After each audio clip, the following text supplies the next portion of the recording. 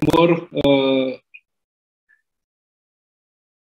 0 sampai 12 bulan, ya, itu lebih banyak terjadi perubahan yang drastis, ya, cepat, dan setelah itu nanti setelah lansia, ya, pada lansia dia akan berubah, pralansia, lansia nanti akan berubah menjadi seperti anak lagi, seperti bayi lagi. Jadi karena itu maka kita fokus mempelajari yang umur 0 sampai 12 bulan. Tapi sebenarnya bisa juga mulai dari masa fetal, ya, karena apa yang terjadi di umur ini itu tidak lepas dari pengaruh masa fetal, ya, ketika janin masih berada di dalam kandungan. Nah, itu juga harus kita pahami. Maka di slide ini nanti akan dijelaskan juga, digambarkan juga seperti apa kondisi fetal, ya.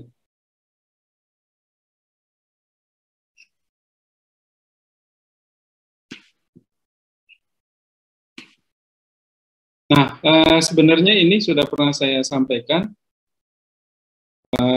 Kenapa kita harus mengetahui ini? Tujuannya agar kita bisa mengetahui perubahan dari waktu ke waktu, tahu membedakan antara satu orang dengan orang lainnya, kemudian kita juga bisa memaksimalkan perubahan yang positif, dan juga bisa memastikan penyebab bagaimana proses terjadinya perubahan. Jadi tentu kita bisa memahami, ya, bahwa kondisi saat ini tidak lepas dari kondisi yang dulu, bahwa kondisi yang akan datang pasti ada hubungannya dengan kondisi sekarang, dan dari situ kita bisa memberikan edukasi kepada siapapun yang terkait dengan perkembangan itu, bahwa memang arah perkembangan seperti itu adanya, ya. Jadi itu nggak ada perubahan dari awal kehidupan sampai saat ini, ya, nggak ada perubahan. Jadi perkembangan manusia juga ada yang bersifat nggak diajarkan juga tetap punya kemampuan itu, ya, apalagi kalau diajarkan. Jadi ada yang sifatnya natural, ada juga yang sifatnya memang diajarkan, ya.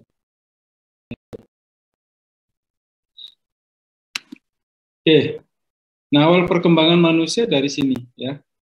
Kemarin kalian sudah belajar mulai dari masa konsepsi terus sampai terjadi perlengketan dari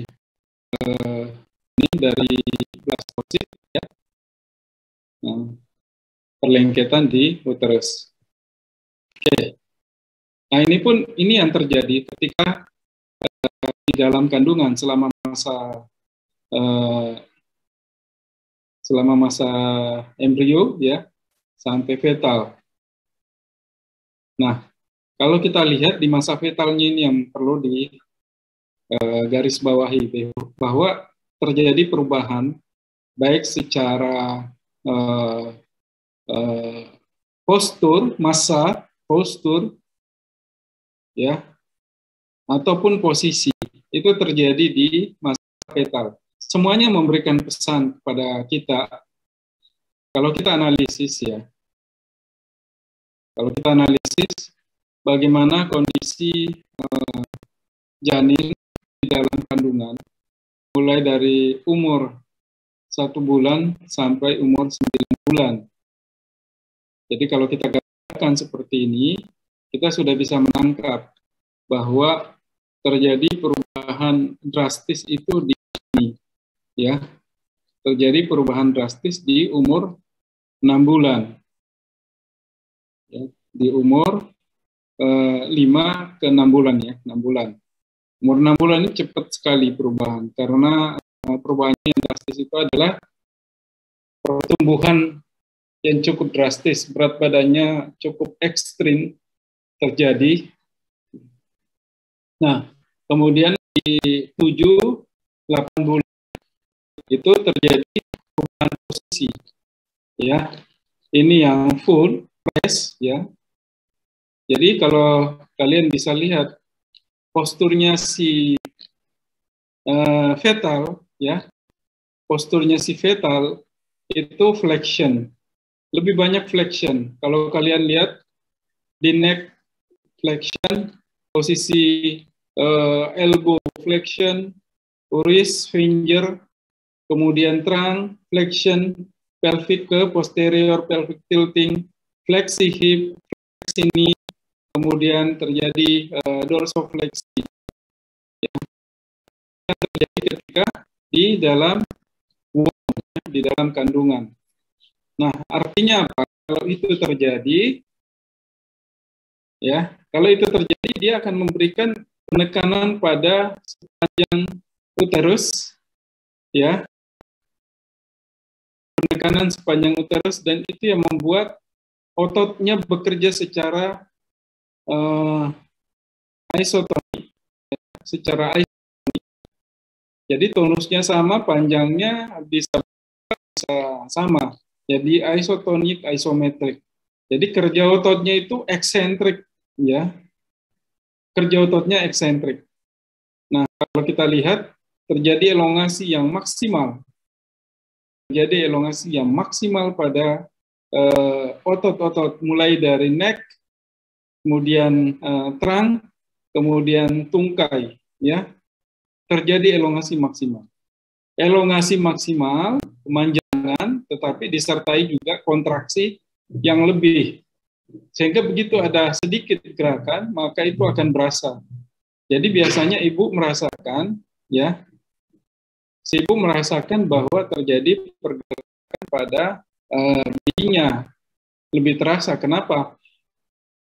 Karena memang si uterus itu menekan cukup kuat, ya, bisa menekan dari luar, bisa juga dari dalam tekanannya, sehingga si fetal mendapatkan banyak sekali informasi, informasi taktil, informasi proprioceptif, informasi tentang vestibular tentunya. Ya, yang tidak terlihat dari postur ini cuma informasi visual dan ya, tetapi kalau yang lainnya semua bisa digambarkan dari postur ini. Demikian juga di umur 7 bulan ya, kita lihat lebih jelas.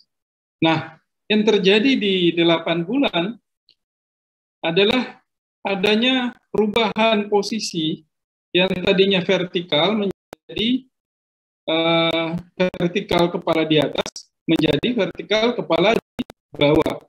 Dan itu artinya apa? Di sini artinya bahwa ada informasi vestibular yang didapatkan oleh si fetal ya. Ada informasi vestibular. Jadi begitu kepala fetal sudah mengarah ke serviks, ya, sudah mengarah ke serviks, berarti di sini dia sudah siap untuk keluar. Ya, secara normal dia siap untuk keluar. Nah, kalau dia cukup kuat, tumbuhannya bagus, perkembangannya bagus, nanti dia ditunjang kondisi si ibu, tentu dia akan lebih ya, ini diharapkan oleh kita semua. Kenapa? Bedanya kalau dia persalinan normal sama dia persalinan tidak normal. Persalinan tidak normal, dia kurang mendapatkan informasi tentang sensori. Ya, tetapi kalau dia persalinannya maka semua informasi sensori akan didapatkan. Ya, jadi kalau kita lihat, disinilah kondisi yang biasa dilakukan sesar ini. Kalau dia di sesar, mendapatkan informasi sensori. Tetapi kalau dia sesar ini apa normal, maka dia akan mendapatkan banyak sekali informasi sensori. Nah, kalau kita gambarkan, saya pernah tampilkan video ya. Nah, coba kita lihat dulu.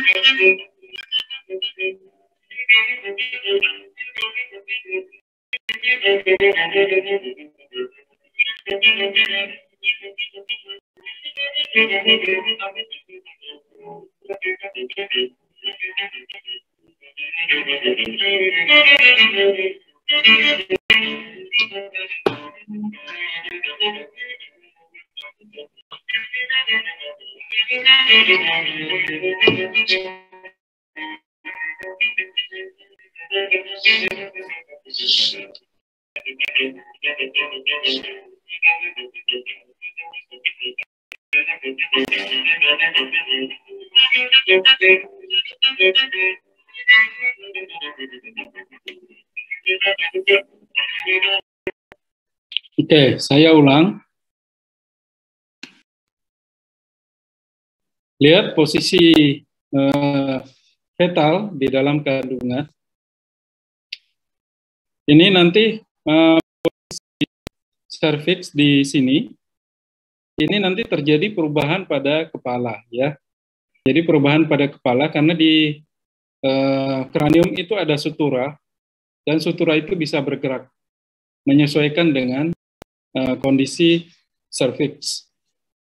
Nah, tentu di sini dia akan mendapatkan informasi. Satu, informasi taktil, yang kedua ada proprioseptif, ya. Dan yang ketiga adalah bahwa kepalanya ke arah serviks ini berarti ke arah bawah, ya kan? Berarti di sini ada pengaruh gravitasi. Jadi memang si fetal sudah mendapatkan informasi itu. Kalau dia memang lahirnya secara normal, maka dia tidak kehilangan informasi. Artinya apa? Kalau informasi itu dia dapatkan, maka akan terjadi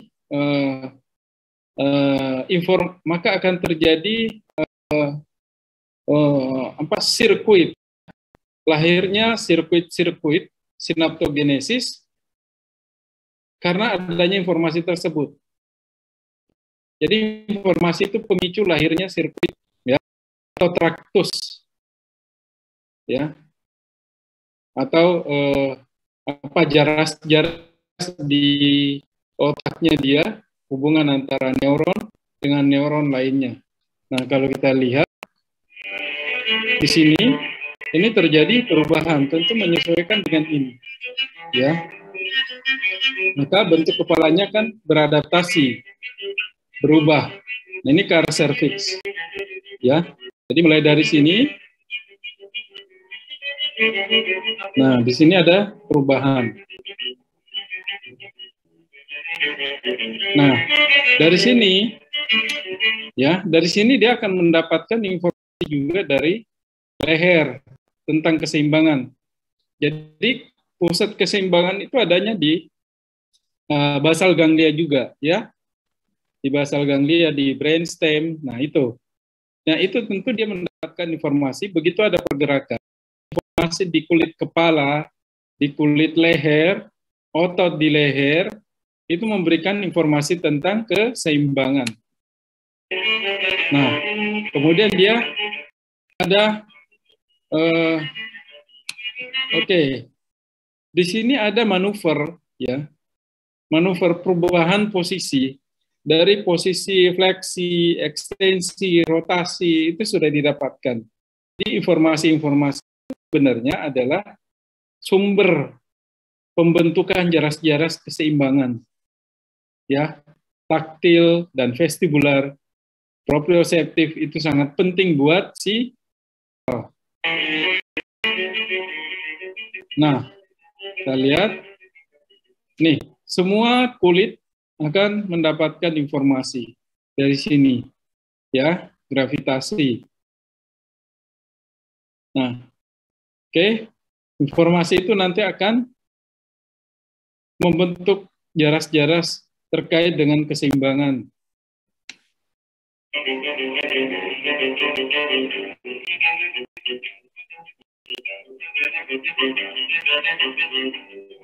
Ya, seluruh permukaan kulitnya berubah. Yang tadinya fleksi, ya, Yang tadinya fleksi menjadi ekstensi, begitu. Tapi walaupun nanti setelah dia lahir, dia akan berubah menjadi fleksi dulu, dominan fleksi.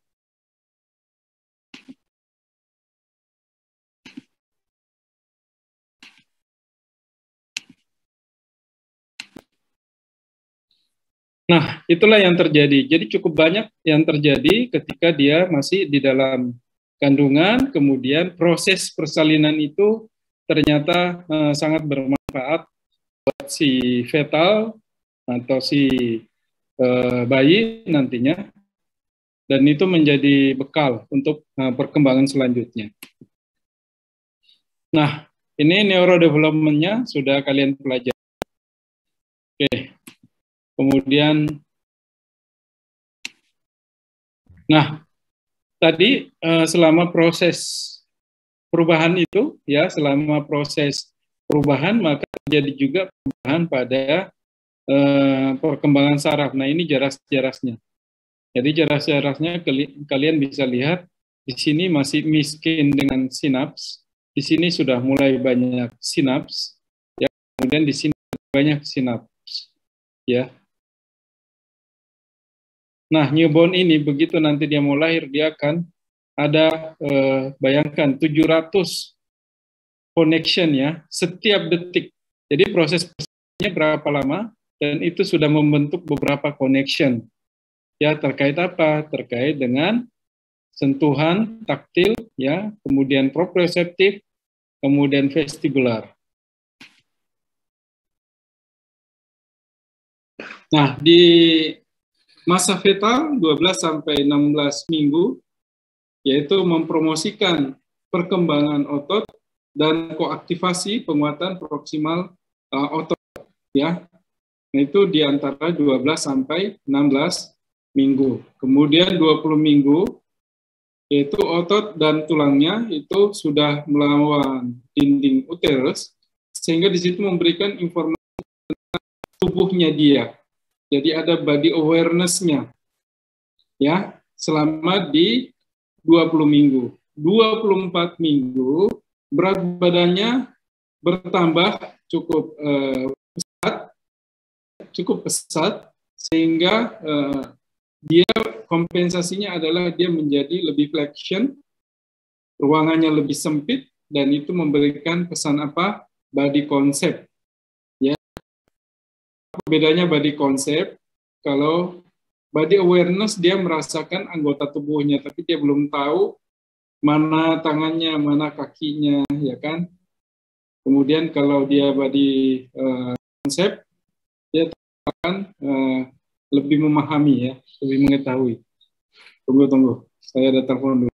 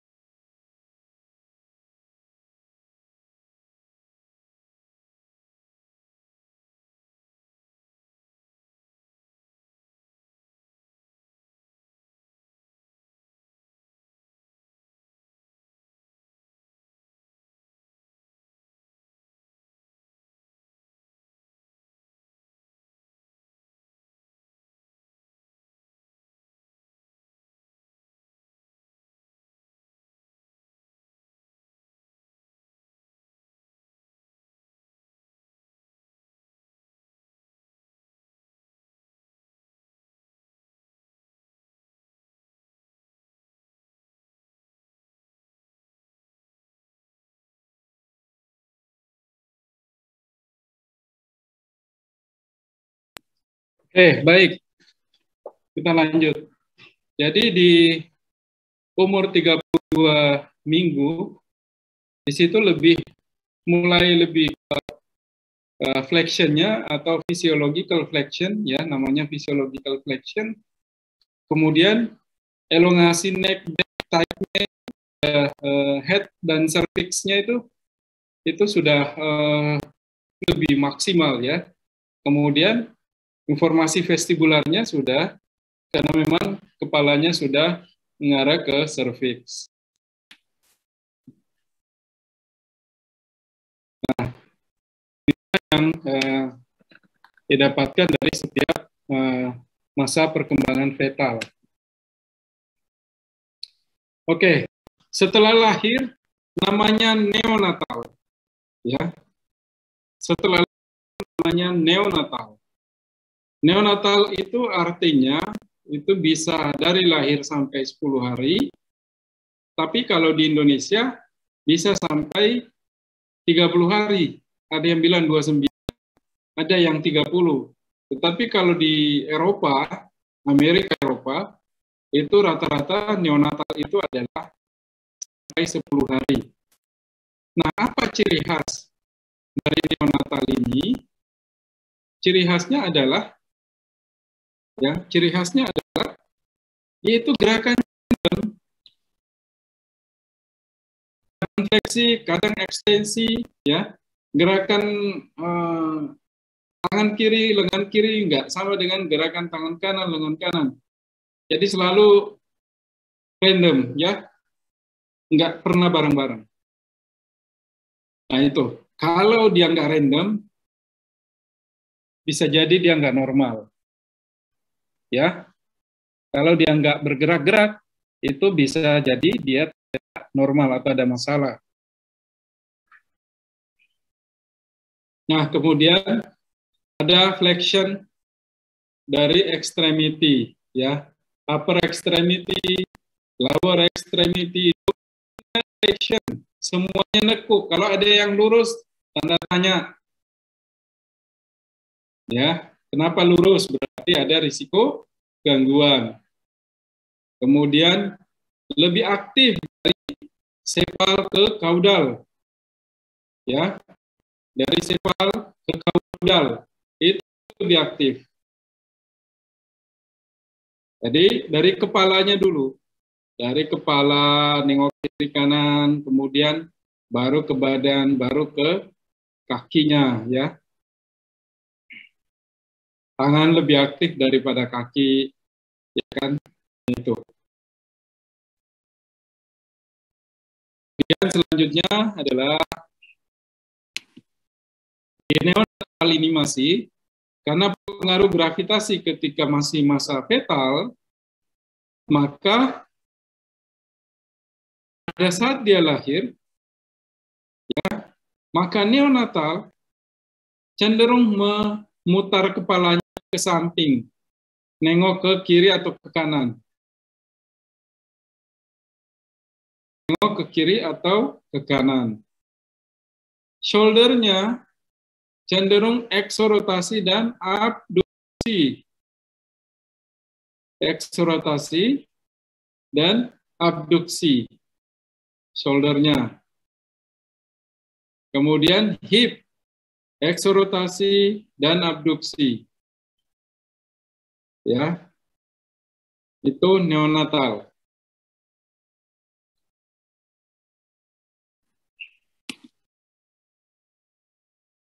Nah, karena faktor gravitasi juga dan perkembangan ekstensor tone, maka flexor tone-nya nanti akan mulai menurun. Tetapi di sini, ya, dia menurun bukan berarti dia tidak dominan, dia masih dominan. Ya, misalnya penurunan dari 100 jadi 80, dia masih dominan. Beda kalau nanti dia di umur 2 bulan, ya, umur 2 bulan. Nah, ini sudah. Kemudian di neonatal ini kepalanya bergerak. Nah, kepala bergerak ini nanti akan diikuti oleh spinal. Spinalnya juga ikut bergerak mengikuti kepala. Ya, jadi misal kalau dia nengok ke kanan, nanti lama-lama akan diikuti oleh badannya ke miring ke kanan misalnya. Seperti itu. Kemudian rotasi. Neonatal punya kemampuan rotasi. Kemampuan rotasi ini sangat dipengaruhi oleh siapa? Sangat dipengaruhi oleh adanya respon terhadap taktil ya di sekitar mulutnya. Jadi semua neonatal yang normal itu pasti dia memiliki refleks. Ya, routing refleks itu kemampuan menggerakkan mulutnya mengikuti objek yang menyentuhnya. Ya, kalau ada yang menyentuh pipi ke mulut sebelah kanan, maka dia cenderung nengok ke kanan. Nah, ini sebenarnya karunia Tuhan. Untuk apa? Untuk survival. Ya, agar dia bisa survive, agar dia bisa hidup, agar dia bisa feeding. Kemudian dia juga prone. Ya, prone itu, jadi prone itu nanti begitu prone dia bisa mengangkat kepala. Ya, prone itu bisa mengangkat kepala. Tujuannya apa? Kalau prone dia mengangkat kepala, maka tujuannya adalah untuk mencegah terjadinya sufokasi atau sesak. Ya, sesak. Dan ini adalah respon dari si bayi untuk mencegah terjadinya sesak pada saat tengkurap. Ya. Nah, makanya dia rotasi. Ya. Kemudian mana dari spinal flexion di neonatal yaitu meningkatkan lateral dan rotasi lumbal dan lumbosacral joint. Ya, jadi kalau dia bisa fleksi spinal, dia meningkatkan kemampuan lateral dan rotasi lumbal. Jadi dia lebih mudah untuk lateral rotasi, lumbal serta lumbosacral joint. Neonatal itu tertarik pada informasi taktil dan vestibular. Ini bawaan dari masa fetal, ya.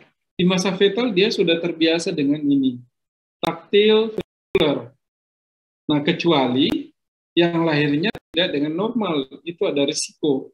Risiko dia bermasalah dengan taktil dan vestibular. Kemudian untuk respon terhadap cahaya, dia belum interest, belum tertarik, karena dia tahunya hanya gelap dan terang saja, ya.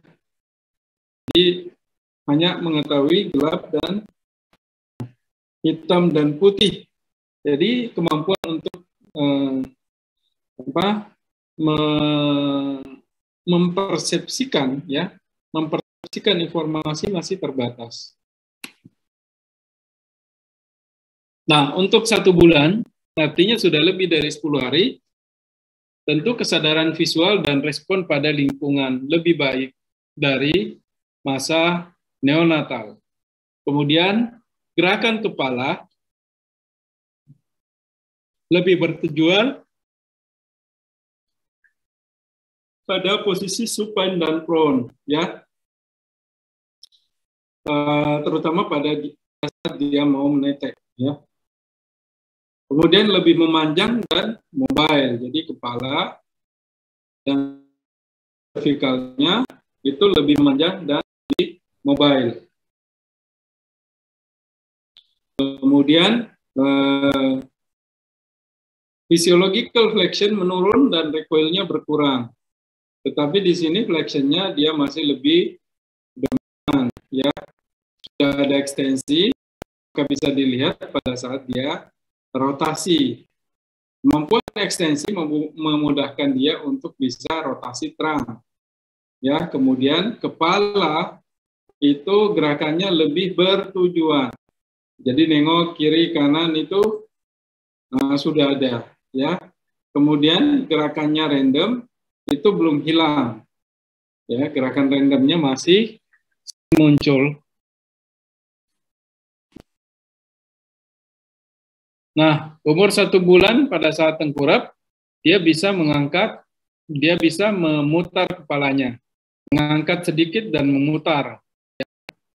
Atau dia merubah posisi kepalanya pada saat dia merasa nggak nyaman.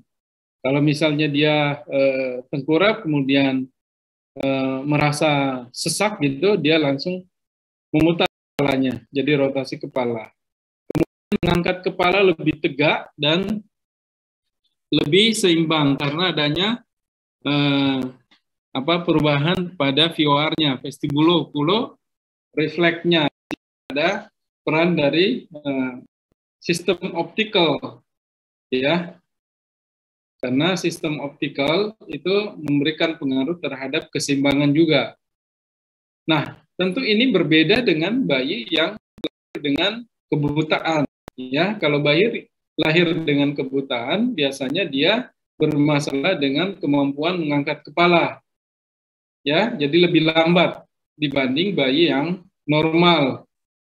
Dia blind, dia nggak bisa mengangkat kepalanya, ya, di awal-awal, jadi lebih lemah.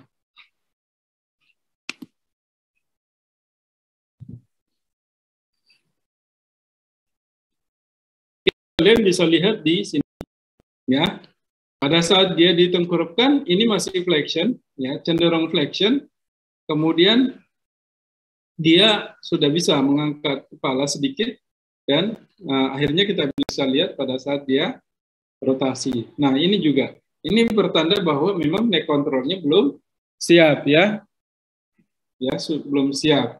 Jadi dia dominan flexion, tapi juga flexion nggak kuat mengangkat leher, belum saat umur 1 bulan. Tetapi kemampuan ekstensinya itu sudah ada sedikit, ya. Flexionnya lebih kuat memang, tapi belum cukup mampu untuk membuat mengangkat kepala. Jadi nilai ototnya itu baru nilai 2 lah, ya. Nilai 2, jadi sudah ada. Kecuali kalau ekstensi dibanding fleksi dan ekstensi lebih kuat ekstensinya. Ekstensi terang itu, ekstensi neck itu lebih kuat pada saat ini, pada saat 1 bulan itu lebih kuat daripada flexion. Tapi kontraksi flexionnya udah ada.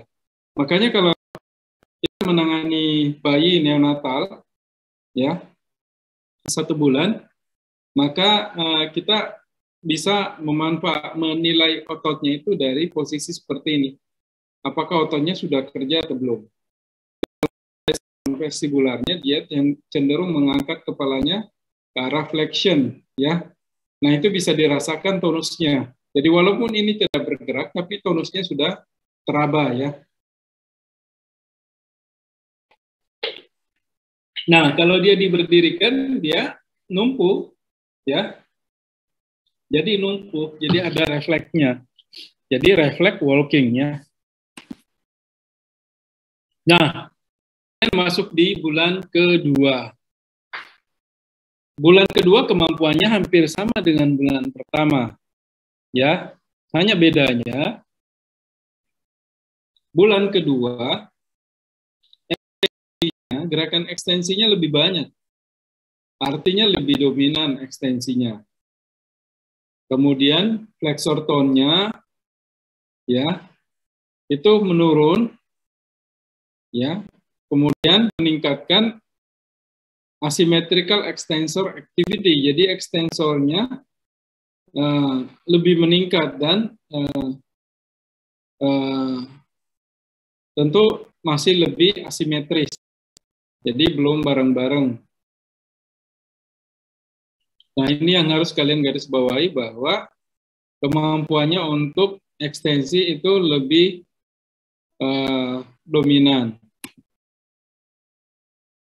Nah, ekstensi meningkat terlihatnya dari mana? Dari kemampuan gerak servikal dan upper torakal. Ya, pada saat misalnya terlentang, di sini kita bisa lihat adanya peningkatan gerakan dari spinal, peningkatan motor kontrol, dan peningkatan alertness. Jadi ini penting, alertness, motor control, sama spinal mobility. Nanti dari sini akan memungkinkan kepala ya itu lebih mudah bergerak dan lebih bertujuan. Ya, artinya lebih bertujuan di sini karena visualnya juga sudah semakin baik. Ya. Kemudian extension semakin ke distal dan menurunkan primitive flexor tone. Ya, di 2 bulan ini semakin ke distal dan menurunkan primitive reflex tone. Pada saat tengkurap meningkatkan kontrol kepala dan pelvic, ya, lower pelvic. Jadi kontrol kepalanya lebih baik di bulan kedua. Nah, seperti ini kalau kalian lihat. Nah, ini kepalanya sudah lebih jatuh ya. Lebih jatuh dibanding ini. Ya. Di sini masih cenderung no flexion sebenarnya. Ya, makanya kompensasinya dia nengok. Tapi kalau di sini, kalau di sini kepalanya sudah lebih rileks. Kenapa? Karena ekstensinya lebih dominan. Ya, ekstensi lebih dominan. Kemudian ini lengannya jatuh ke luar. Ya, ini juga jatuh ke luar. Jadi lebih eksploitasi. Tapi semuanya masih flexion, ya. Masih flexion. Nah, tetapi lebih dominan extension. Jadi kalau kita lihat seperti ini, ya, lebih kuat mengangkat kepala, cuma sikunya masih di belakang bahu, ya, sikunya masih di belakang bahu. Ini masih setengah mati mengangkat ke kepala. Jadi makanya dia sering nengok kiri kanan, itu karena dia lagi berusaha untuk mengangkat kepalanya. Kemudian masuk di umur 3 bulan, ya. Umur 3 bulan itu visualnya lebih baik, lebih fungsional, lebih jelas melihatnya, sudah tahu orang di sekitarnya, dia sudah smiling, social smiling, ya. Nah, kemudian meningkatnya kemampuan aktivitas bilateral. Jadi aktivitas bilateralnya lebih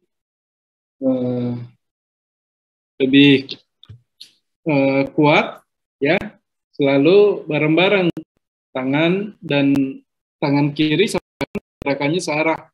Ya, beda sama tadi 1 bulan. Nah, kalau di sini dia lebih simetris dan kemampuan kontrol fleksornya lebih baik. Kemudian kepalanya lebih ke midline. Kalau 1-2 bulan tadi, dia nengok ke kiri atau ke kanan sebagai kompensasi dari lemahnya kemampuan fleksoren.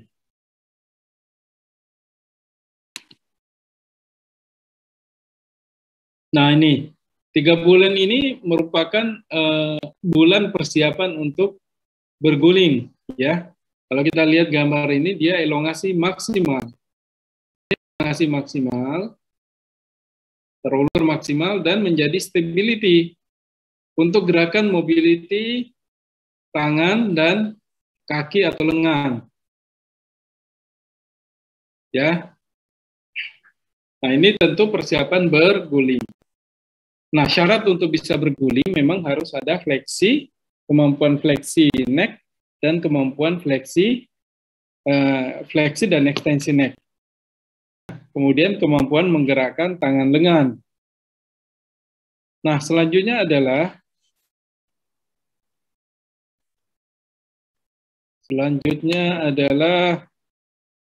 ini visualnya ke midline. Visualnya lebih ke midline.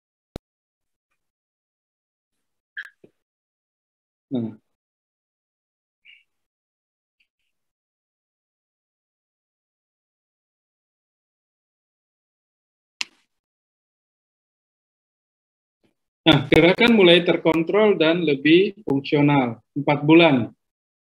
Ya. Ingat, lebih terkontrol dan lebih fungsional. Artinya apa? Artinya apa? Dia sudah lebih mengerti, karena untuk berfungsi itu harus ada kognitif yang baik. Ya, kemudian head trunk itu lebih ke midline. Ya, head trunk-nya lebih ke midline. Berarti dia sudah lebih kuat otot-otot flexor neck dan flexor trunk-nya dia. Kemudian ekstremitas lebih simetris. Ini gerakannya masih simetris. Kanan bergeraknya ke arah yang bersamaan. Visualnya lebih aktif, ya, karena lebih fungsional. Nah, kita lihat ini dia midline. Nah, jadi kalau misalnya dia lihat ke kiri, maka badannya juga ikut berputar. Jadi spinal mobility, ya. Begitu neck-nya ke kiri, spine-nya, trunk-nya pasti ikut ke kiri. Nah, kalau kalian lihat kemampuan prone-nya itu lebih kuat, makanya dia bisa menumpu dengan fulcrum di sini, ya, titik tumpunya di sini fulcrumnya. Nah, kita lihat di elbow-nya sudah ke depan juga, ya, elbow-nya lainnya ada di depan mata misalnya, sudah ada di depan bahu. Nah, kalau sudah ada di depan bahu, maka tentu dia akan mudah untuk berguling, ya, berguling. Kenapa dia nggak bisa berguling? Biasanya karena sikunya menghalangi gerakan badan. Nah, kemudian 4 bulan kita lihat ini elongasi maksimal, ya, elongasi maksimal. Kemudian 5 bulan itu adalah satu kemampuan yang lebih ke persiapan anti gravitasi, ya. Persiapan anti gravitasi, simetris lebih baik, midline dan koordinasi pada dua sisi badan lebih berkembang. Kontrol aktif anti gravitasi ekstensi lebih meningkat, ya. Kemudian proksimal stability lebih baik. Bagian-bagian proksimalnya menjadi lebih stabil, terutama di trunk dan shoulder. Kemudian pada saat duduk masih didudukkan dengan hand support condong ke depan. Hand support-nya condong ke depan. Nah, kalau kita lihat duduknya seperti ini, ya, dia tetap harus menggunakan tumpuan tangan. Dia tetap harus menggunakan hip-nya, ya, untuk menahan tidak jatuh ke kiri atau ke kanan. Nah, kalau ini dilepas, akan jatuh. Ya. 6 bulan. Apa bedanya 5 bulan sama 6 bulan? Ya, apa bedanya 5 sama 3 sama 4? Ya, 3 sama 2, 2 sama 1 bedanya apa? Nah, itu tugasnya menjawab kalau ada pertanyaan seperti itu. Jadi 6 bulan itu berkembangnya gerakan asymmetrical, dissociated, dan reciprocal movement. Ya, jadi gerakan voluntary-nya yang disadarinya itu secara asimetrik, artinya lebih selektif gerakannya. Ya, kalau kanan ngambil, tangan kirinya yang nahan. Ya, kalau pada saat dia bisa dibantu oleh organ yang berbeda. Nah, di sini latihan aktif tengkurap dan terlentang. Yang aktif adalah tengkurap dan telentang perubahan posisinya.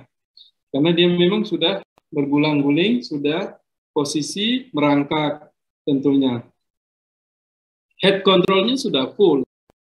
Ya, kemudian trunk dan hip control membantu menegakkan badan bila akan jatuh ke depan dengan ring position. Artinya apa? Bahwa di sini vestibular sistemnya sudah mulai bekerja, ya.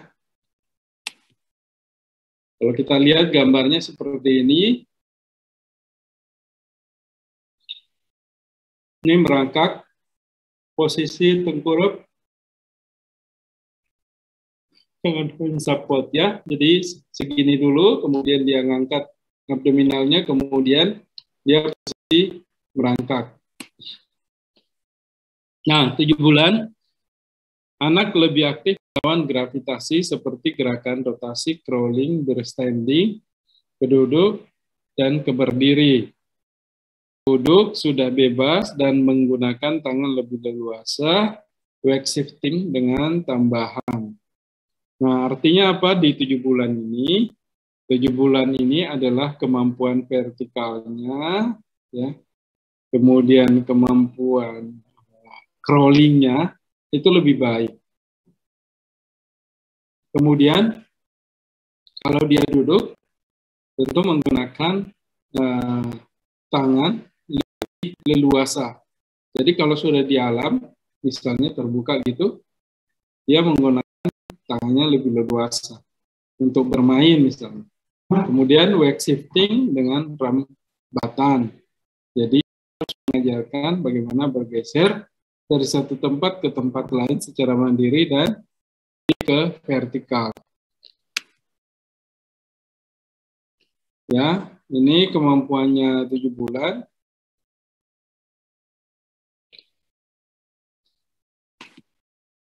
Delapan bulan itu sudah mulai eksplorasi dengan lingkungan, sibuk eksplorasi dengan lingkungan, merangkak, manjat, dan rebahan, duduk sudah stabil, kadang berotasi sendiri, dan kadang side sitting.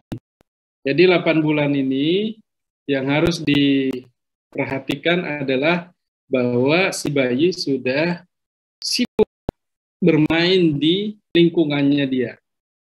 Ya, sibuk main.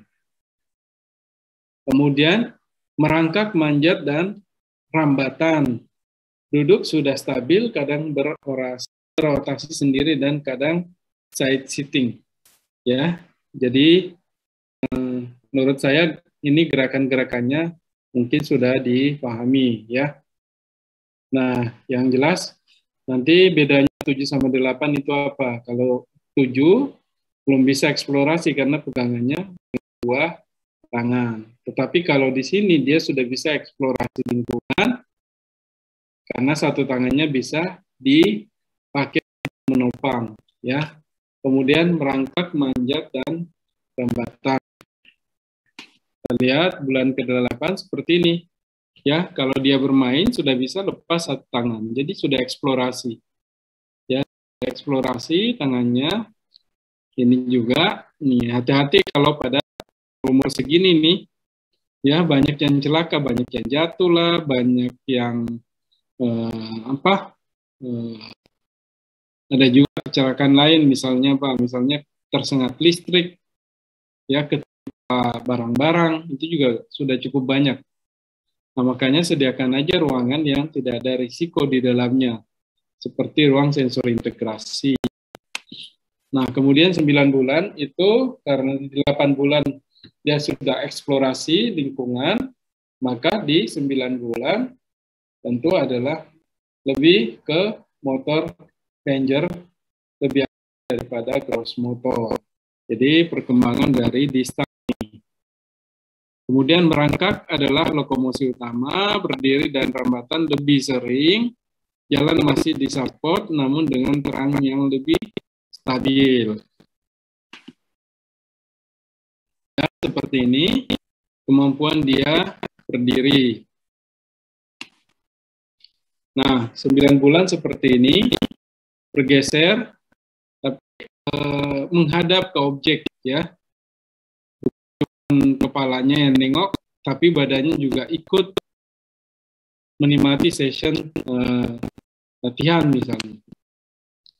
10 bulan itu lebih aktif bereksplorasi, dan itu dimulai dari umur bulan. Konsep persepsi lebih berkembang. Ya, kemudian duduk lebih variatif dan duduk lebih variatif dan kemudian crawling, climbing, dan lompatan itu lebih sering dan saat jalan hanya dengan pegangan satu tangan. Ya, jadi di sini karena dia sudah lebih eksploratif, maka dia hanya menggunakan satu tangan aja. Ya, untuk bermain. Ya, itu pun juga pegangannya nggak terlalu kuat ya. Ya, hanya untuk pelan-pelan vestibularnya saja. 11 bulan berdiri dengan pegangan satu tangan, dilakukan dengan mudah, berdiri dari posisi jongkok, berdiri karena lepas tangan dan berlanjut dengan melangkah tapi belum stabil, ya. Nah, kemudian kita lihat gambarnya, ini 11 bulan, pegangan sedikit saja dia sudah merasa aman ya. Merasa aman. Nah, di sini biasanya bayinya akan lebih happy. 12 bulan masa transisi dari duduk ke merangkak, lutut, jongkok, dan berdiri. Juga bebas tanpa support dengan white base. Ya, white base, dia masih white base. Karena memang rata-rata kakinya masih kecil dibanding orang Eropa atau Amerika. Nah, kaki kita itu untuk anak kecil biasanya cuma 11 cm, 12 cm. Tapi di luar itu udah panjang kakinya. Bisa 15 cm, ya. Itu lebih panjang. Ini gambarnya. Ya. Ini artinya kalau sudah punya kemampuan ini, ya jalannya bisa sendiri. Ya. Oke, saya kira itu. Silakan ada pertanyaan.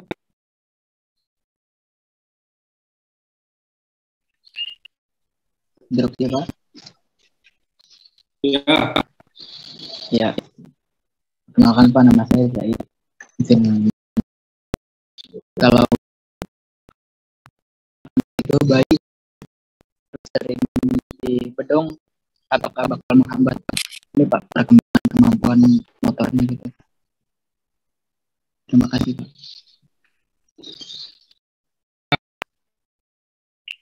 Menurut saya iya. Ya. Menurut saya iya. Kenapa? Karena normalnya bayi itu gerakannya random. Di awal-awal dia dibiarkan aja. Nanti dia akan berkembang kemampuannya. Di awal-awal itu memang dia white base, orang maunya bedong, jadi biar terutama anak cewek kan maunya jalannya bagus. Tapi memang bayi segitu, nanti lama-lama juga dia menjadi small base. Ya nggak apa-apa.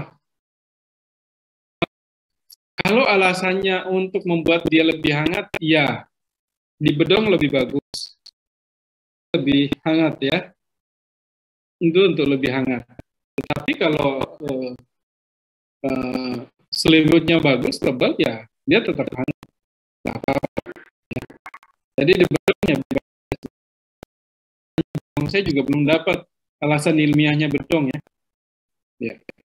Kalau alasan ilmiahnya untuk paling masuk ke akal adalah untuk menjaga suhunya, temperaturnya. Karena memang bayi baru lahir itu dia cenderung lebih suka yang hangat seperti ketika dia di dalam kandungan, dia terbungkus, kemudian dia dihangatkan oleh cairan amnion. Oke, ada lagi?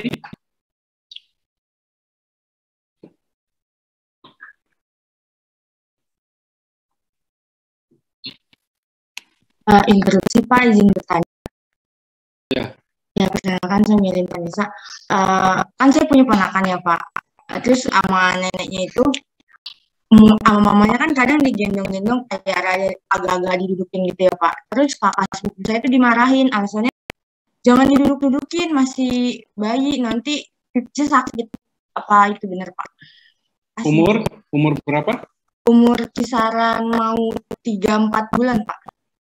3-4 bulan pangku. Kayak digendong tapi posisinya rada duduk berdiri gitu loh Pak. Terus sama itu nggak apa-apa. saya Itu dimarahin. nggak apa-apa.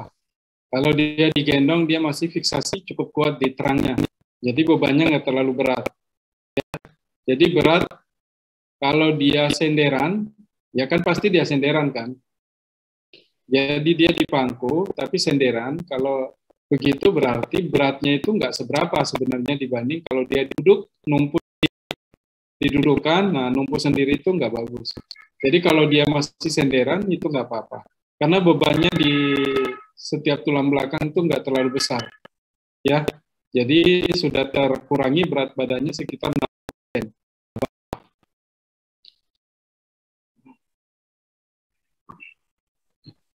Oke, ada lagi? Pak, izin bertanya. Ya. Ya, jadi kan saudara saya tuh pas masih bayi, kan kadang kalau lebaran suka silaturahmi gitu ya Pak. Terus suka dipegang-pegang gitu kan sama saudara-saudara saya juga. Terus kebesokan sakit gitu Pak. Nah, terus kata ibunya tuh kayak demam kayak gitu karena keseringan dipegang sama orang asing. Itu emang benar apa enggak ya Pak?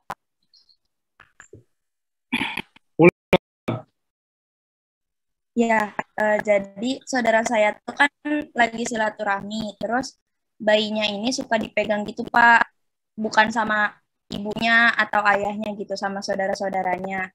Terus besokannya sakit, demam, terus kadang ada bintik-bintik merah gitu di badan bayinya.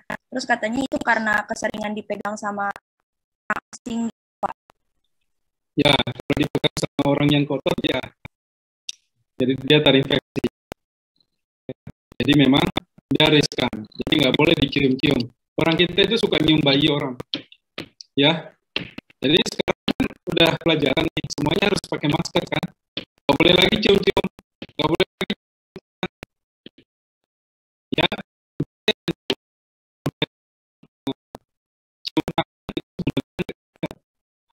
perlu itu budaya feodal itu sebenarnya.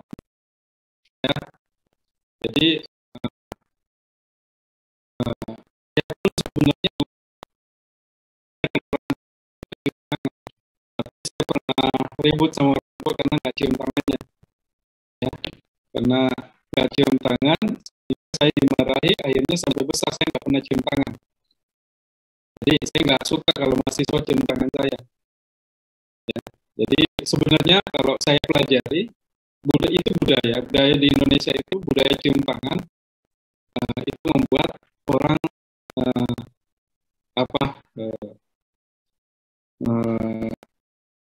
menghambakan dirinya ke manusia gitu. Yang pertama, kemudian yang kedua, dan itu belum tentu bersih yang ya, belum tentu bersih yang dicium dan belum tentu bersih yang menciumnya. Ya kan?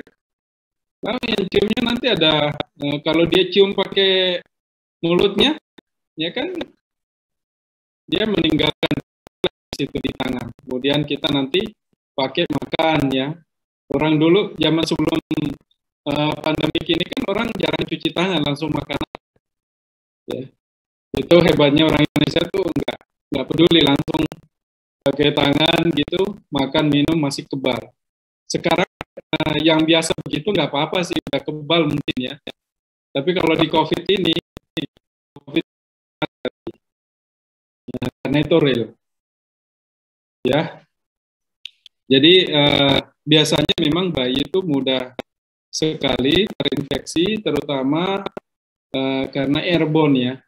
Misalnya ada yang perokok, itu biasanya banyak yang mengalami ISPA, ya kan?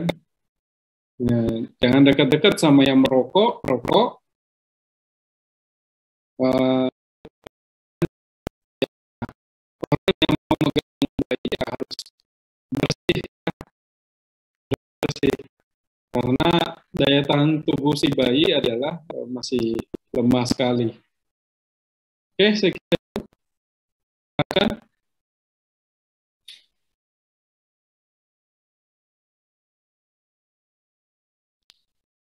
Yang lain kalau ada? Iya Bapak, interupsi. Ya. Perkenalkan, nama saya Oliver Maulida. Izin bertanya Bapak tentang fase merangkak. Waktu semester 2 sempat disenggol tentang fase merangkak ini. Tapi cuma mengenai perbedaan cara jatuhnya anak yang melewati fase merangkak dan tidak melewati fase merangkak. Kalau anak yang fase merangkak itu katanya kalau jatuh pasti lututnya duluan yang jatuh. Terus kalau yang tidak melewati fase merangkak pasti tangannya atau wajahnya gitu Pak. Nah, sebenarnya fase merangkak itu wajib bagi setiap anak atau tidak ya Pak? Terima kasih. Ya, merangkak ya, temanya merangkak. Merangkak itu adalah tahapan perkembangan. Jadi memang itu sekuensisnya begitu. Jadi hampir semua anak melalui fase itu. Tetapi ada juga anak yang tidak melalui fase itu.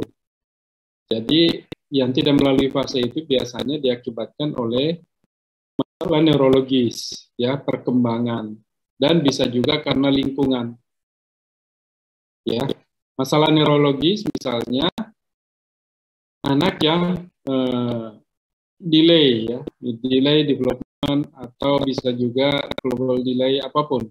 Itu terutama DS, Down syndrome. Jadi memang mereka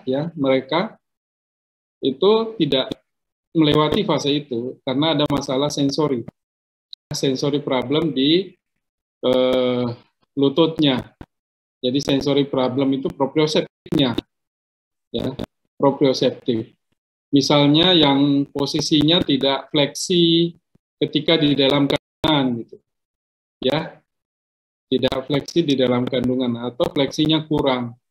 Nah, biasanya akan terbawa begitu dia lahir, maka fleksinya agak kurang. Demikian juga yang lahirnya dengan sesar, maksudnya dengan sesar, ya, atau tidak normal persalinannya, itu juga risiko. Nah, kemampuan merangkak ini adalah kemampuan baik secara fisik, ya, ditunjang oleh kemampuan fisik, dan juga ditunjang oleh perkembangan saraf. Jadi kalau sarafnya bagus, perkembangan sarafnya bagus, vestibularnya bagus, maka dia merangkak. Ya. Dan sebaliknya, kalau dia melalui fase merangkak, itu juga bagus perkembangan sarafnya. Ya. Karena kemarin saya sudah menyampaikan ke kalian tentang perkembangan saraf, ya. Ya. Perkembangan saraf itu bahwa antara hemisfer kiri kanan itu ada corpus callosum. Ya. Corpus callosum ini adalah serabut yang menghubungkan antara otak kiri sama otak kanan, dan dia sangat berperan terhadap keseimbangan dan emosi. Jadi kalau dia tidak seimbang, ya, kalau dia tidak seimbang, anaknya cenderung tantrum, ya, cenderung tantrum, gampang marah. Ya. Nah, kalau itu korpus kalosumnya tipis sedikit, nah itulah yang terjadi. Anak-anak yang cenderung emosional, anak autism, ya, ADHD, ADD, itu biasanya karena salah satunya adalah kalau di korpus kalosumnya itu juga tipis, sedikit serabut-serabutnya. Gitu. Merangkak itu penting. Merangkak itu penting. Jadi kalau yang belum merangkak, kalau memang umurnya masih umur dia butuh merangkak, ya diajarkan. Sebaiknya difasilitasi untuk merangkak, dibiasakan. Tetapi kalau dia sudah jalan, ya, tapi tidak melalui fase merangkak, maka nggak usah juga diajarin merangkak. ya. Masa harus turun lagi, ya. Udah jalan merangkak, nggak boleh jalan merangkak dulu, jalan aja. Jalan, cuma dia harus latihan keseimbangan. Karena biasanya kalau dia nggak merangkak, itu ngaruhnya ke keseimbangan. Tetapi kalau dia nggak merangkak, kompensasinya adalah dia latihan keseimbangan. Latihan keseimbangan, latihan koordinasi tangan dan kaki, itu penting. Ya. Nah, kemudian, bagaimana punya cara jatuh? Cara jatuh itu adalah pengalaman. Ya, cara jatuh itu adalah pengalaman. Jatuh itu bisa dua cara, sebagai antisipasi, ya, dan sebagai refleks reaktif, ya namanya. Kalau dia reaktif, dia jatuhnya bebas saja, seperti dia. Jadi kalau kebiasaannya dia nggak merangkak, nggak numpu pakai lutut, ya dia pakai kaki. Tapi dia nggak rencanakan, ya dia tidak merencanakan itu. Tetapi kalau dia jatuh, kemudian dia menumpu pakai lututnya, nah saya pikir juga itu pengalaman dia juga, ya. Kalau dia rencanakan bareng-bareng, pakai tangan, pakai lutut, ya kan? Turun pelan-pelan, ya kan? Kalau dia tidak seimbang, dia akan turun pelan-pelan, ya. Karena memang fase berdiri, ya, dari berdiri ke tengkurap, dia harus melewati kneeling, ya. Dia harus melewati kneeling dengan bantuan tangan. Jadi gitu. Jadi itu terkait merangkak, ya. Cukup banyak yang berpendapat terkait merangkak. Wah, kalau nggak merangkak nanti begini, ya, mitos-mitos saja sih. Ya, kalau dalam ilmu perkembangan, merangkak itu adalah fase gerakan. Salah satu fase gerakan menuju ke kemampuan berlutut. Kemampuan berlutut, kemudian kemampuan setengah lutut, kemudian berdiri. Jadi sekuensi gerakan ke berdiri. Bisa juga sekuensi gerakan ke duduk. Jadi dari prone to crawl, kemudian to sitting. Tapi ada juga dari supine to sitting, half sitting, kemudian crawling, kemudian half kneeling, half kneeling, kemudian standing. Itu adalah fase dari posisi vertikal, dari posisi horizontal ke vertikal. Kalau ada itu, apa pengaruhnya? Nggak ada itu, pengaruhnya adalah dia kesulitan untuk berdiri, ya. Dia kesulitan untuk berdiri. Nah, bagaimana dengan otaknya? Kalau dia tidak punya pengalaman merangkak, maka tentu tidak sama dengan orang yang merangkak. Dalam hal ini struktur otaknya juga ada yang kurang, terutama di corpus callosum, ya. Jadi corpus callosum itu fungsinya apa? Fungsinya untuk latihan koordinasi, untuk koordinasi gerak antara kiri kanan. Selain itu juga ada pengaruhnya ke kemampuan limbik, ya, kemampuan limbik sistem, fungsi sistem, emosi, keseimbangan, gitu. Ya, saya kira itu. Iya, baik Bapak. Terima kasih, Pak. Ya, ada lagi? Interupsi, Pak. Perkenalkan, nama saya Askia Zahra. Mohon izin bertanya, Pak. Ini pengalaman dari saya sendiri. Saya diceritain sama ibu saya tuh, saya baru bisa umur 18 bulan, Pak. Terus kayak mungkin karena kayak pemikiran orang zaman dulu, kayak dibawa pergi kayak untuk diurut gitu, Pak. Itu sebenarnya mempengaruhi nggak, Pak, untuk bisa berjalan? Apakah urut berhubungan sama kemampuan, ya, tergantung urutnya gimana, ya, tergantung pijatnya gimana. Kalau itu sifatnya pijat, jadi seperti pijat bayi, ya, dan itu memperbaiki fungsi-fungsi somatosensori, tapi belum tentu gerak, ya, belum tentu gerak. Belum tentu gerak. Jadi dia hanya menggerakkan misalnya sendi-sendi tertentu secara pasif, ya, melakukan intervensi secara pasif. Itu tidak mengajarkan apa-apa, ya, tidak terlalu banyak mengajarkan apa-apa. Nah, mungkin kalau dia dilatih gerak, nah di situ baru dia mengajarkan tentang posisi dan gerak. Ya, jadi hasil penelitian kalau bayi diberikan massage, maka tingkat kesehatannya lebih baik, berat badannya bertambah, ya. Kalau misalnya dia sehatnya lebih baik, maka tentu perkembangannya juga akan baik. Jadi pengaruhnya secara tidak langsung. Jadi bayi yang sehat tentu nanti akan menjamin perkembangannya lebih bagus. Perkembangan itu salah satunya adalah perkembangan gerak. Jadi hubungannya secara tidak langsung, tapi secara langsung nggak ada hubungan, ya.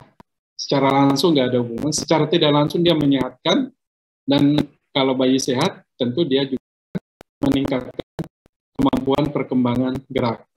Saya kira itu.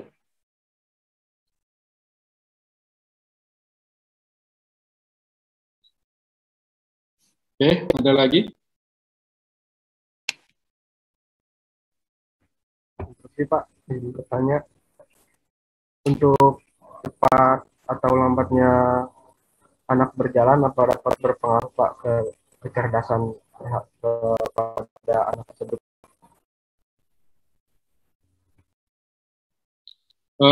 Kemampuan. Apakah kemampuan berpengaruh terhadap kecerdasan atau sebaliknya? Kecerdasan berpengaruh terhadap kemampuan. Ya. Jadi bisa tidak. Bisa ya, bisa tidak. Anak yang cerdas itu lebih dinamis sebenarnya. Ya, makanya orang tua atau orang-orang biasa mengatakan anaknya bandel. Anaknya bandel itu, persepsi bandelnya itu dia nggak bisa diam, ya kan? Dan selalu buat masalah.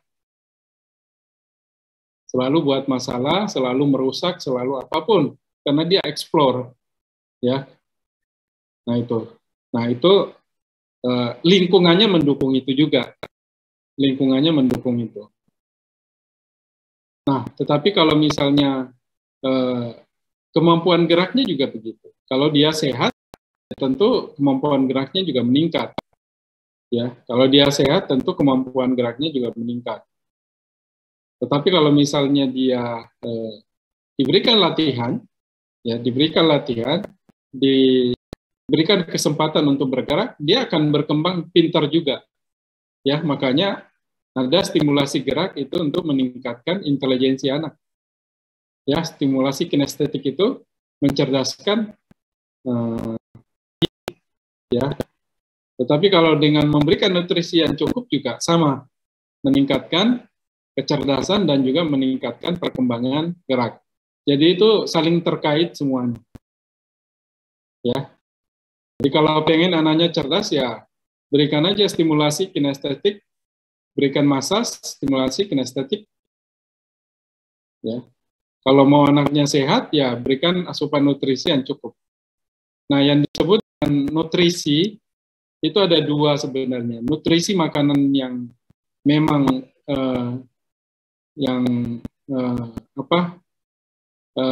nutrisi yang mencukupi tentunya, dan ada nutrisi berupa stimulasi gerak.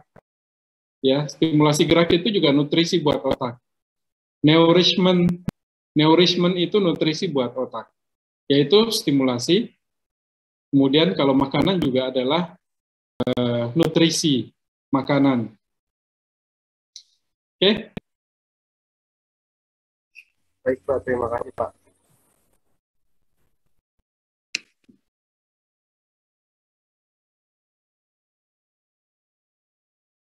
Ini ada, si Muhammad Rizky ada.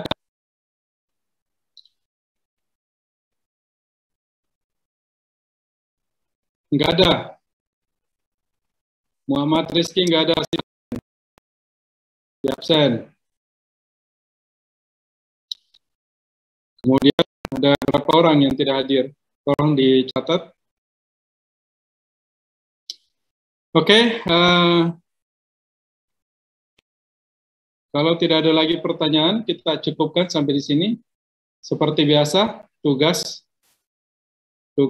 membakar otak kalian adalah membuat resume pertumbuhan perkembangan, ya, mulai dari masa fetal sampai 12 bulan, ditulis tangan, dikumpulkan ke Sipen kirim ke saya linknya, ya. Oke, saya tunggu sampai jam 2. Sampai jam 2. Oke, selamat mengerjakan semuanya.